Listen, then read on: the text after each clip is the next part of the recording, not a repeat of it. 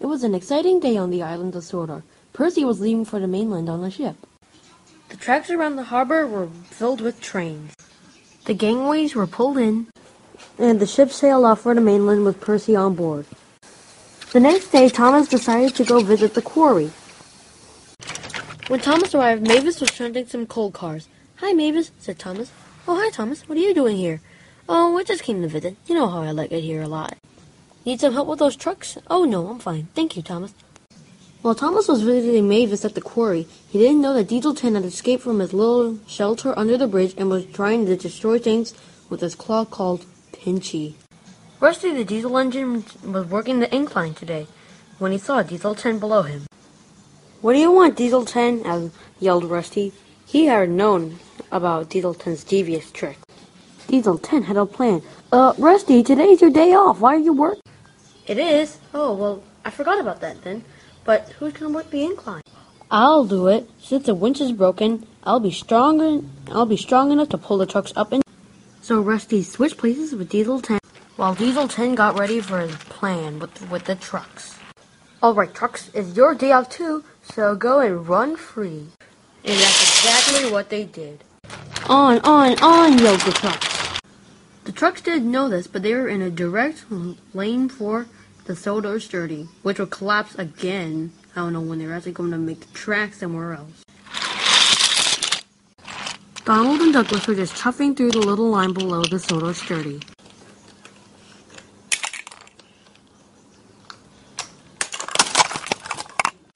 Emily had never actually climbed the incline before. "Oh dear, this is so hard," she said. "I wonder how the little engines always do it."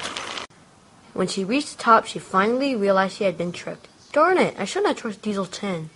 Why did I do that in the first place?" Unfortunately, some of the bricks from the tower had crashed right into the support of the incline, and Emily's weight did not do a very good effect on it. Now Emily was stuck. "Help!" she yelled, but no one heard her.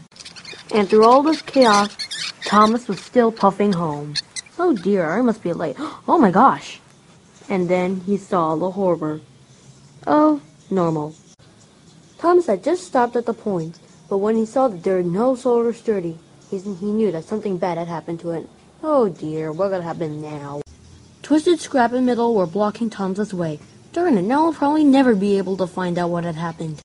Unfortunately, Donald and Douglas knew too much about it. Thomas decided to bring Annie and Clarabelle around for a ride.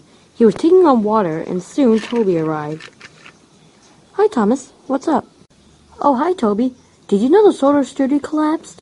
"Yep, totally aware of it, and I think Diesel 10 did it." "Diesel 10? What makes you say that?" "I saw him. He replaced Rusty at the incline, and then he told the trucks to go." Toby moved out, and Thomas chuffed off to find out who the culprit really was. Eventually, Sir Topham had found out and asked Thomas to go and meet up with him at the top of the cliff. "I've never seen our island in such pain, Thomas. Have you?" "No, sir, and I've never seen you ever taller than me." Okay, bye." Thomas soon found out that there was no such thing as train phones, and he was so depressed he decided to take on some water. Why do I drink water when I'm sad? Diesel 10 had now caused more damage than ever and decided to go take in hiding. Diesel 10 had now caused more damage than ever and decided to go take in hiding. With the railway lines blocked, Sir Tom had hired a new ship to clear the rubble. But the ship would eventually have to make round trips because the rubble was too much for the ship to carry all in one trip. The rubble will be turned into new parts and bricks for the Sodor Sturdy Tower. Thomas thought to himself, there must be some other way that we can get the rubble out of the tracks besides that big ship. Thomas soon puffed off to find the bigger engines. Even though this happened, they were still firm friends with the take-alongs, and the take-alongs were firm friends with the Legos. Thomas puffed up, and soon he knew that this would happen. As he told the bigger engines all about his plan, they soon agreed to help. Then they puffed off.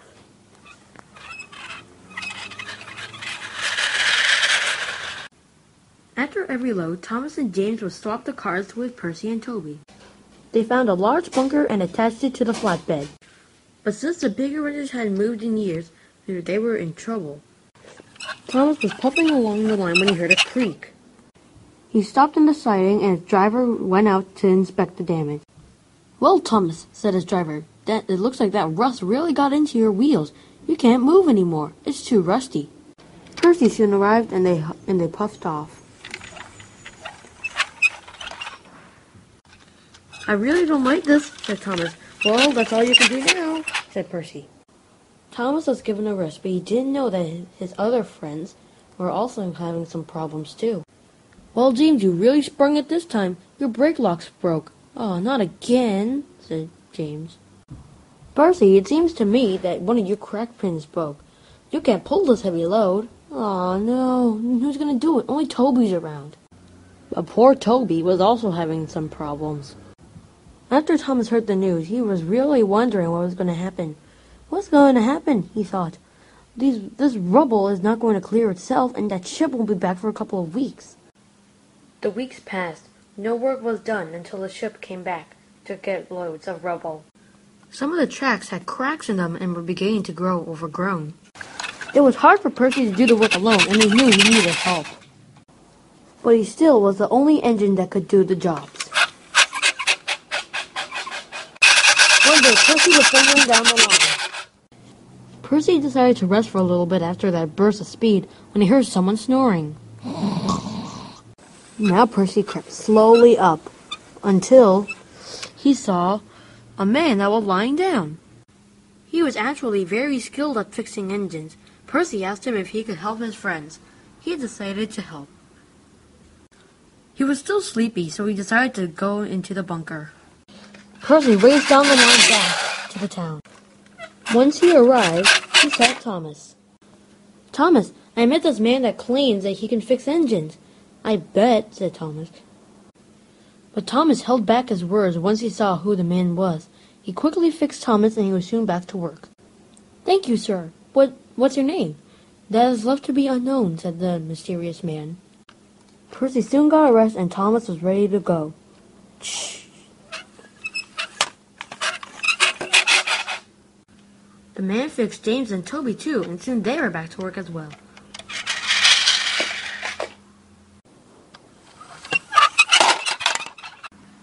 In no time the rubble was cleared away, and Donald and Douglas were found.